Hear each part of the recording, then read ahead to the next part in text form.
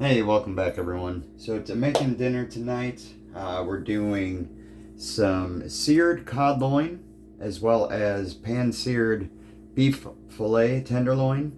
I'm going to be having that tonight with basmati rice as well as sauteed French-style green beans with bacon. So we're going to get started. It's pretty quick and easy. I spent the time earlier to go ahead and portion out my tenderloin as well as cut my cod loin down to size. So I'll introduce both of those there. I season them really well, but not overly with a Montreal steak seasoning. It's one of my favorites. It works well, believe it or not, with fish, especially like a nice hearty fish like this, like the cod loin tonight. So we're going to get started by getting the green beans first, getting my pot ready for the rice, and start searing our beef fillet as well. Now, tonight we're going to be using clarified butter as well as raw butter. And for the fish as well as the beef, we're going to do a caper sauce with brown butter. It is one of my all-time favorite dishes to make. It pairs really well, and I'll go into a little as well why I'm using basmati rice. To me, basmati rice has the best flavor. It's very aromatic. You get nice, fluffy, good rice out of it. My favorite brand to use right here. That one is probably the best on the market, in my opinion. All of the other rices, even like the store style basmati and things like that, they never turn out as I would like them. They ask you to, rinse the rice and do all these extra steps that I just don't think is necessary. So, let's get started with the green beans here. I'm going to crank up the heat there. That one I want, like a medium to medium high. For the steaks, I want to get that cranked up pretty well. It's going to kind of like look like I'm overcrowding the steaks, but there's a reason I'm trying to do that. I'm trying to almost keep it all as one steak unit so that it all cooks evenly and it all cooks together. I am going to baste it in some butter as well as probably add some rosemary to sprigs to that to sear it with all that flavor. But again, it does have the Montreal steak seasoning already on it as well. So last will be the fish. Once all these other ingredients are prepped, ready to go, we'll start doing the fish last because it takes the least amount of time. It's the most delicate. Plus, I need that drippings and stuff from the fish to create that good brown butter caper sauce. So here we go, getting started. We want to make sure our pan for the steak is super, super hot. You generally don't want to get nonstick super hot. It doesn't necessarily, they claim it doesn't sear that well. I notice it does, it's just your pans don't last as long. Now, I prefer having the convenience of the nonstick, but again, spending more money on pans than I probably should be. The green beans as well, I'm getting that started with just clarified butter. Same with the steak. And then after a little bit of time, I'll add the bacon to the green beans as well as some seasoning, some garlic salt, things like that. And with the beef as well, I will add a little raw butter at the end, which just means it's, cut, uncooked butter. And now it's going to give it the basting butter to get that rosemary flavor throughout the steak. So I got our green beans kind of rocking and rolling right now. As soon as our pan's hot enough for the steak, we'll get those started as well. So with the green beans, I don't necessarily want to try to saute them. I like to try to keep them all in the same order as possible. I am going to turn the heat down just a little. It's getting a little crazy on the heat there. But I'll use the tongs and just flip the green beans. I do like to cook these, more on the well-done side. These French style do take a little time to get them cooked thoroughly through, but they will be delicious when they are done. More like a firm tenderness, I would say. It looks like my steak pan's starting to smoke there, so we're going to get those fillets right in the pan. Be careful not to burn yourself. I'm going to put one on each side here, like so. And turn the heat down just a touch, and then we're just going to let that go to get a nice sear on one side, crust, nice and crispy crust. Then we're going to flip it back over. I do like to flip my steaks more than once or twice. I know some chefs will call for not doing that, but that's just something I prefer so I get a nice even cook around it. I also sometimes like to roll the edges with a steak tenderloin or filet to get the outside seared as well. To me, that way, when you have the steak set aside resting for a little bit, it helps them to, you know, keep in all those juices that you want.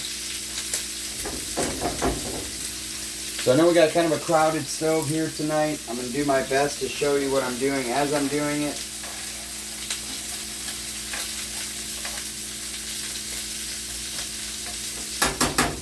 Looks like I can bring the heat back up a little bit on the green beans. And probably the same with the steak. Now that I put those steaks in there, it's going to drop the temperature of that pan a bit. So, also, as I'm cooking and sauteing things, especially if I'm trying to get a good sear on them, I like to turn the pan every so often as well. That way, again, it's getting a nice even heat throughout the whole thing. And then you get that real nice crust and sear on there.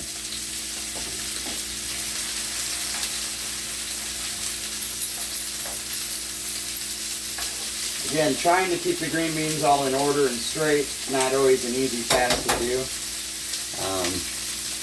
Looks like all my pups want to be on video today as well. They keep coming by the stove. They must like the smell of what I'm cooking here. So, all right. I'm going to turn our steak pan again. I'm going to turn it down just a touch, and then I'm going to go ahead and add that rosemary sprig to the pan as well. Start to getting that flavor out there. Put one on each side, kind of tuck it in there. Be careful not to burn yourself. So what that's going to do is as the butter and things in the steak pan get nice and hot, they're going to start getting into that rosemary, start leaching out that flavor. It's going to be a really nice touch to the steak. Sometimes I'll use thyme as well. Didn't have any in my fridge today, so all we had was the rosemary, but that should be enough. Again, after seasoning it with the Montreal steak seasoning, it doesn't need a whole lot more.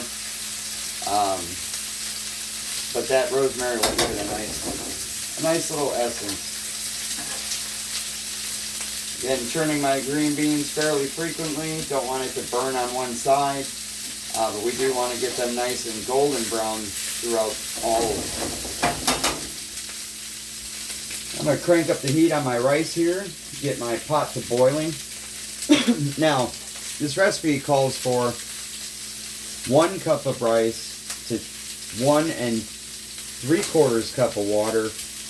I prefer not rinsing the rice at all, taking the straight cup of rice, but I use more like 2 to 2 1/4 cup of water. That's going to get that rice cooked thoroughly, and it won't be crunchy in the center, which is something I try to avoid.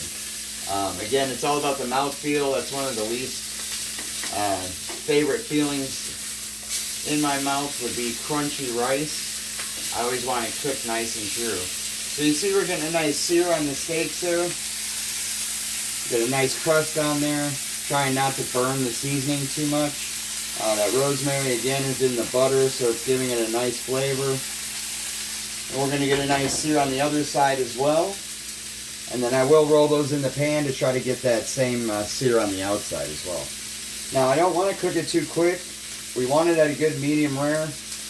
So we're going to definitely hold off on trying to rush that steak.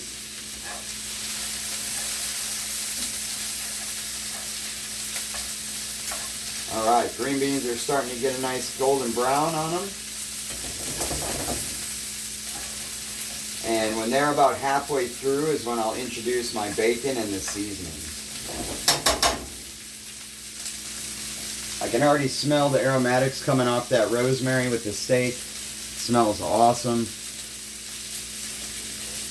And again, all this will pair really well with that basmati rice and with the brown butter with capers. It'll be all comes together in a really, really good dish. Alright, all coming together now. Oh yeah, green beans starting to look really good. I do prefer these French style solely for the fact that they're thinner. There's a lot less to clean. I usually buy the, trimmed and washed ones right in the package. It makes life a lot easier.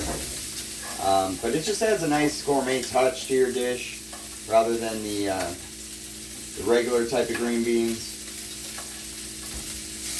These are also known as haricots verts. That's the French way to say them.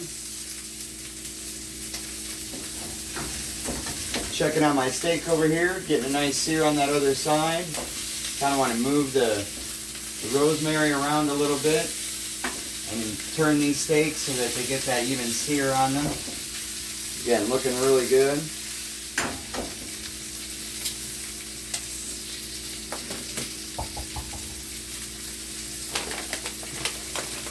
Now with those green beans, I'm going to go ahead and test one, see how this bites.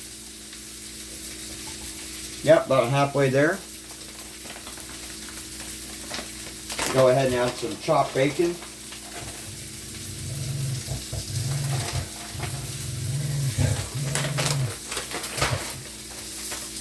All right.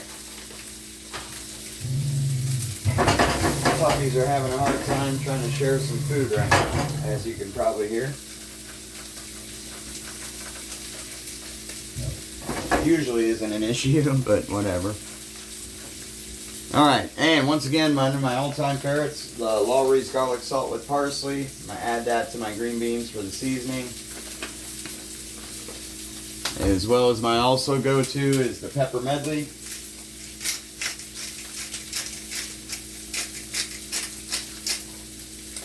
Alright, turn that down just a little bit because we're going to just want them finished at this point. And once the green beans are done, we'll just set those aside and get ready for plating later. Go ahead and give your green beans another mix here, especially now that the bacon's in there. You get that flavor from the bacon throughout the green beans as well. Adds a nice little touch. Alright, now I'm going to just kill the heat on that, and I'm just going to let it rest in the pan for a little bit just to finish cooking.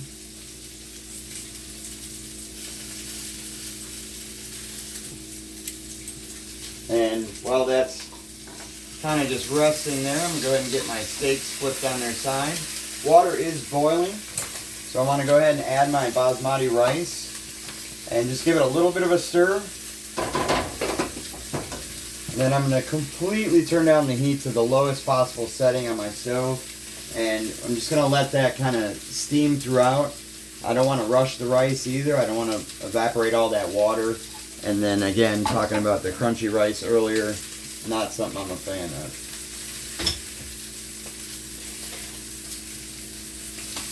Alright, searing the steaks on their sides now. Oops. Lost a little rosemary, that's alright. Once one side is seared, I'm going to go ahead and flip it on its other side. So I'm going to go ahead and sear it all the way around the steak. Sometimes it's kind of a hassle to keep it standing straight up. If that's the case, usually I'll just rest it like on the side of the pan. That way it can stand up and cook on its own.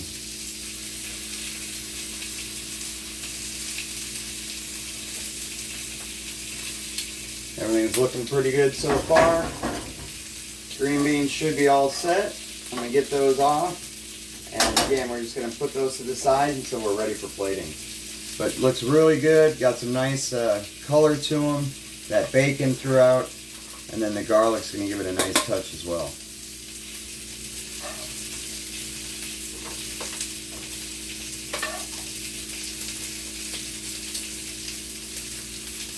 Alright, now they got those set aside, we can go ahead and turn my steaks here. Sometimes I will have to hold it up as well, but usually I can get it to stand on any point just by leaning it on the sides.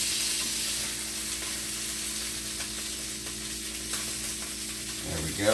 Oh, that one just doesn't want to stand straight, so I'll just hold it there while it gets a nice sear.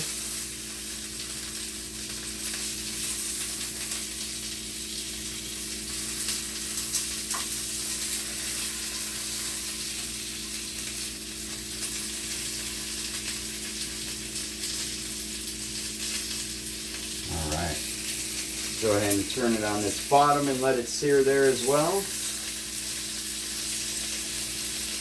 Same with this guy.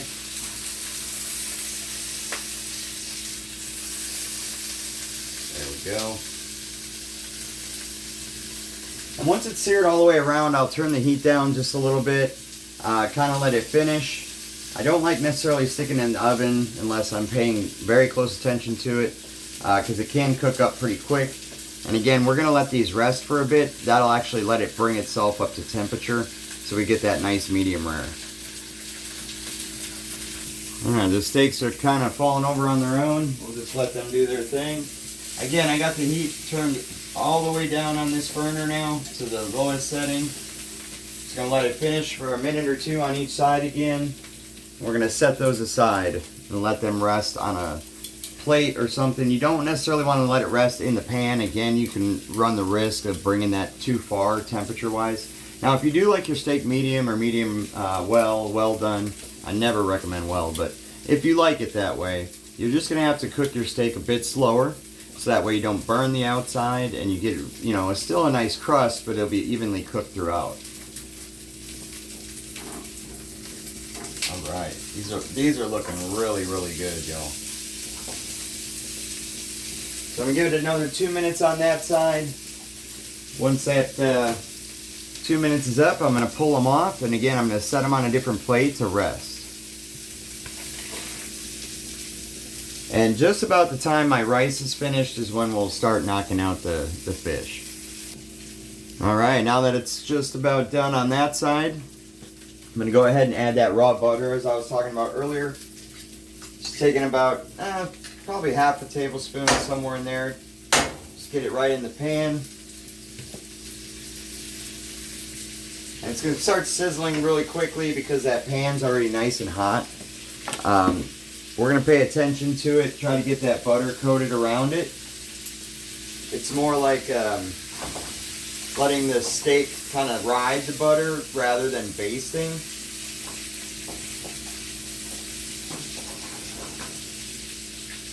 Alright, butter's getting nice and melty. And again, it's just going to bring out more flavor of that rosemary as well. Alright, so once it starts dispersing through the whole pan, I'm going to go ahead and flip those steaks. As you can see, they're looking really, really, really good.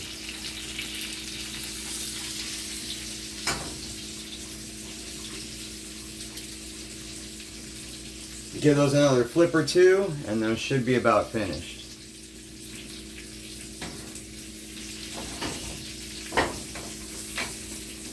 Oh yeah, looking real good.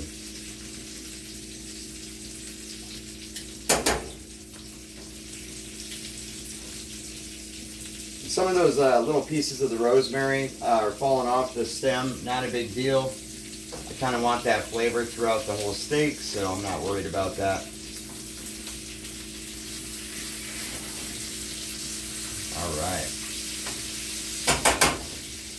Alright, steak's about finished. I'm going to go ahead and cut the heat off there. Then I'm probably going to go ahead and let them rest in just a paper plate over here till we're ready to plate. Alright, paper plate here. Again, we're going to flip them one more time just to get some of that butter and rosemary on there. Set them aside. I'm going to let them rest. I'm going to take a rubber spatula, get all that butter and rosemary out of the pan. I'm just going to go right over the top of the steaks. And once we're going to get ready to slice and plate, that's when I'll pull that stem off. In the meantime, it's just seasoning that steak a bit further. Alright, let's see if we can get a little bit of a close-up of this. The beautiful filet mignon. Looking great. All that butter. Again, just going to set it aside now, let it rest, and let my rice finish cooking. And then we'll start searing that cod loin and building the butter in the pan.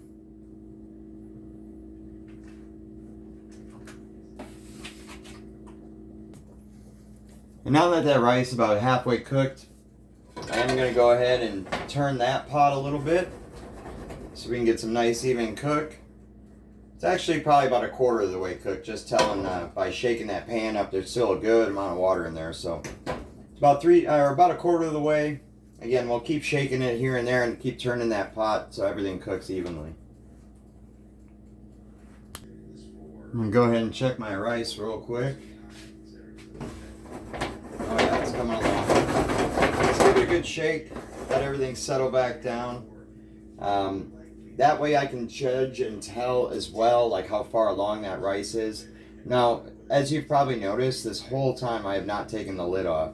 I want to keep all that steam and moisture in there so that it cooks right through to the center of that rice kernel without overcooking it. You shouldn't really run the risk of overcooking because you've added just the amount of water that you needed in it, other than possibly browning it or burning it on the bottom, but you definitely want to steer clear of that as well. So I'm just going to let the rice finish up, probably a couple more minutes, and then I'm going to kill the heat completely, and then as well I'm going to let that rest, and that way it will collect all that steam and it'll be finished perfectly. Alright, so I've cut off the heat to the rice now. I'm just going to let that finish, like I said, resting, and now I want to get my fish going. I'm looking at about, I don't know, like a medium heat on the full burner. And again, we're using clarified butter to sear this. But when we do build the sauce in the pan, as I was talking about, we're going to go ahead and use raw butter to do that. So looking at about a tablespoon of butter. And that should be enough for that. So we'll get that back in the fridge.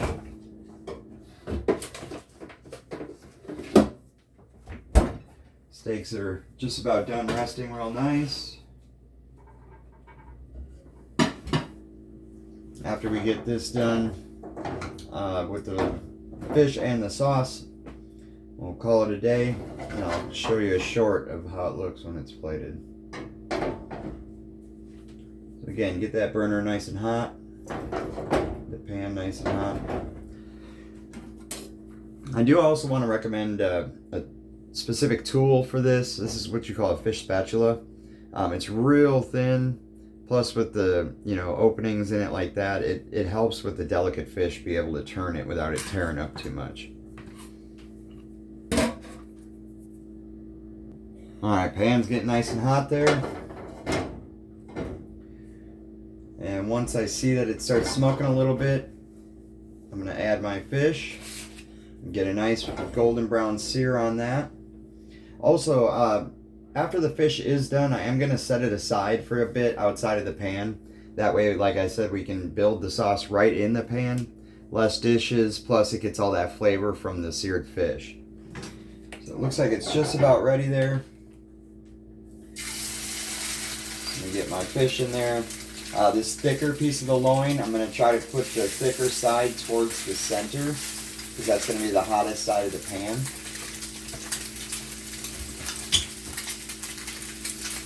And I do want to get a nice sear on it. I don't want to move it around too much. Anytime you're moving something a lot, you're restricting it from getting that good sear on it. I'm going to turn the heat down just a bit.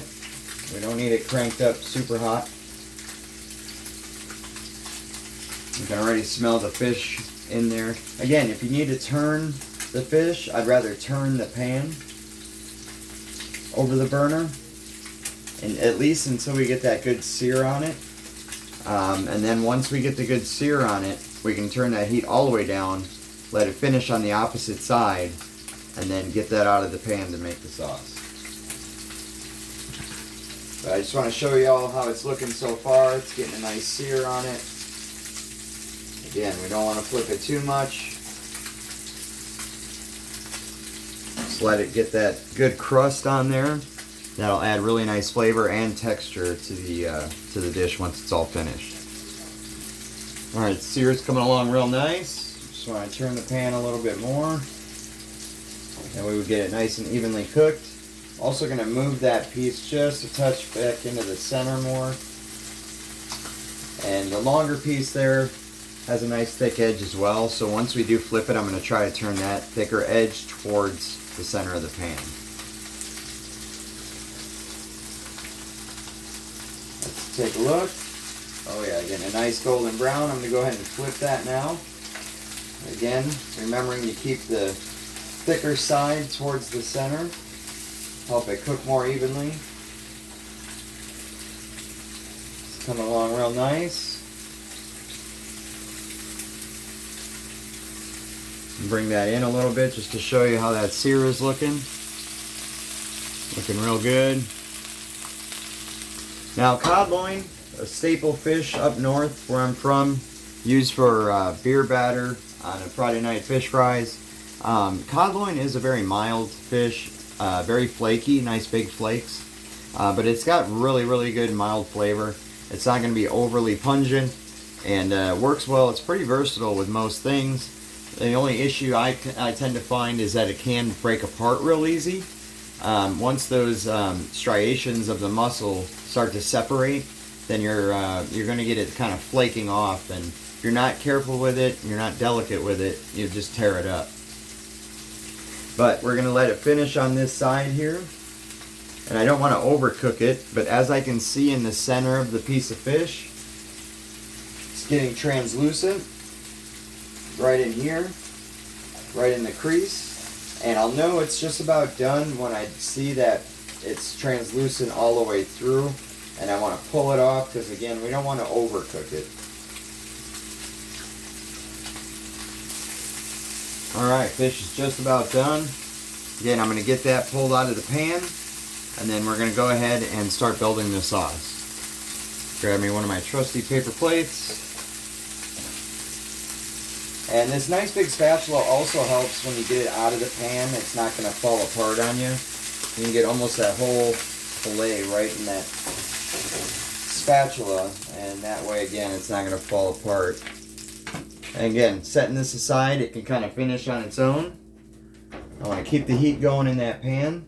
Now, we're making that brown butter with capers. So we got some organic capers here. They have these on sale right now at the grocery store.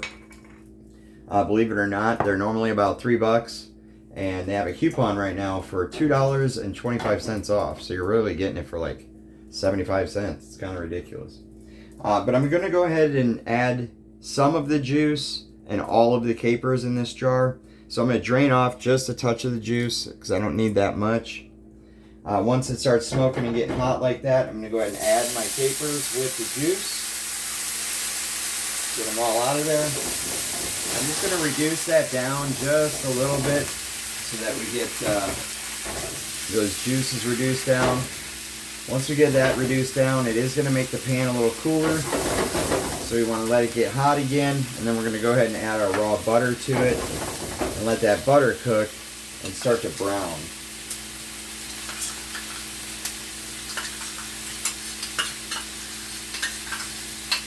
Alright.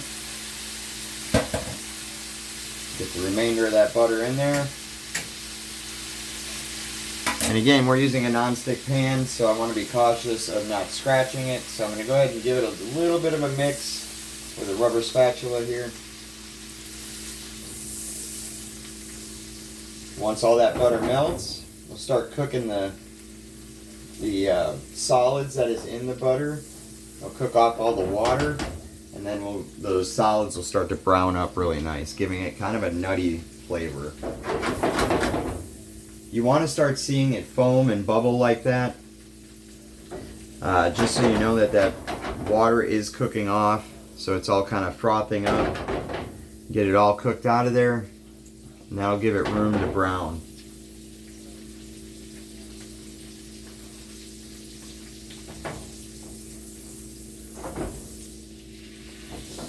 Oh yeah, cooking all the moisture out of there. You also want to be cautious with the capers, especially because they're kind of small. You don't want to overcook those as well. They can tend to burn really quick if you're not careful. But capers are a delicious staple with most seafood. It does work with a bunch of other stuff too. We'll get to some of those recipes at some point. But you tend to see it a lot with like smoked salmon and other seafood. Or in like a caper dill sauce, something like that. I'm just going to move it around just a little bit, trying to build more of that frothiness. And once that frothiness comes through, it's starting to brown those milk solids that is in that butter. There we go. Looking good, nice and foamy, bubbling. I'm going to turn the heat down a touch. Again, we don't want to overcook the capers. Once I get a light, nice golden browning of that butter, I'm going to pull that off, and then dinner is finished. So again, stay tuned for the short on this video, where I go ahead and plate it up for you, show you what it looks like all prepared together.